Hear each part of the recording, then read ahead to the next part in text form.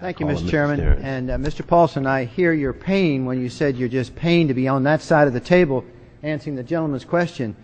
But isn't it true that Goldman Sachs benefited from AIG bailout? They got $13 billion and was the largest recipient of the public funds from AIG. And in fact, creating the collateralized debt obligation, the CDOs, formed the basis of the current crisis we have today. But while you were CEO of Goldman Sachs, you were an active part of that business.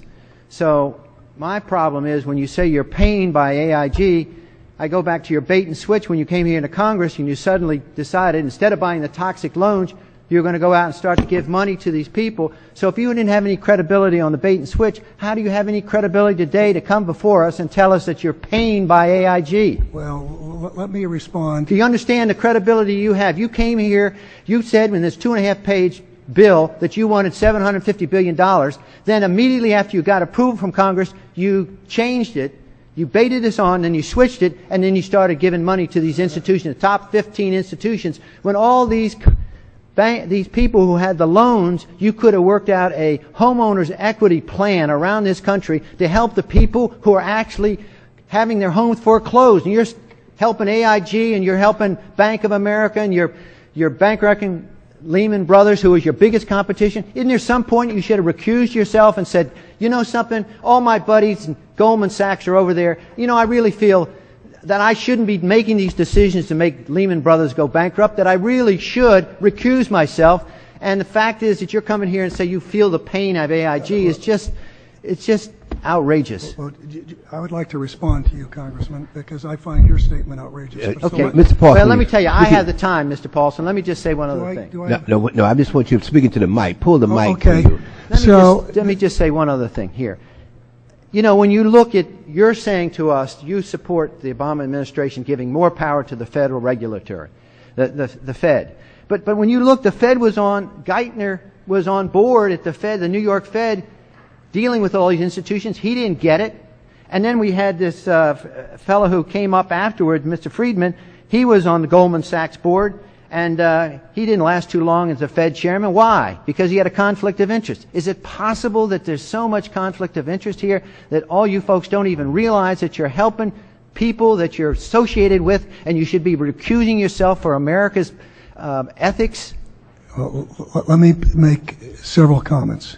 The first comment I will say is I came to Congress, I asked for the TARP, and I asked for authority to purchase illiquid assets.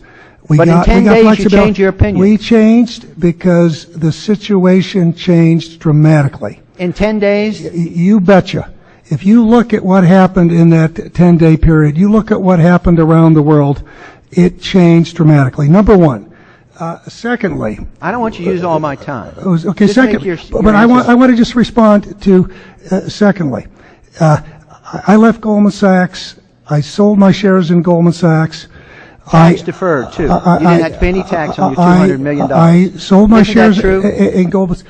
There's a clause that if you come into the administration, you sell your assets, it's tax deferred. You don't have to pay $200. You had $200 million profit and you didn't have to pay any tax. Isn't that true? Listen, it's is that true or not? Yes or no? You do not pay a profit when someone, a tax when someone makes you sell assets. Maybe that was an incentive for you to become Secretary of Treasury so you didn't have to pay the tax there. Oh. The next thing I would say to you, and say it very, very clearly, is I behaved with the... you don't think you should have recused yourself when you asked Lehman to go in bankruptcy, you didn't put Bear Stearns in bankruptcy, and then you folded Merrill Lynch into... I mean, isn't there some point where you got to say, hey, I got a conflict of interest here? You don't feel any kind of scintilla of ethics on this thing at all? Totally. I operated very consistently within the ethic guidelines I had as Secretary of the Treasury, and when it became clear that we had some very significant issues with Goldman Sachs and with why didn't you recuse yourself with Morgan Stanley? What I did then, it would have been very wrong for me to recuse myself. What I did was I went and got a waiver from the ethics agreement because when we had concerns... Who was in charge of the ethics agreement? What? Who's in charge of the ethics agreements that you got a waiver? We have a Office of Ethics at Treasury, and we have a White House Ethics Office. So you got it from the legal counsel from the White House? We got it from the Government Ethics Office. The gentleman's time has expired. Thank you, Mr. Chairman, for your courtey. And I ask unanimous consent my opening statement to be part of the record. Without objection, so ordered. Yeah. The Congresswoman from California.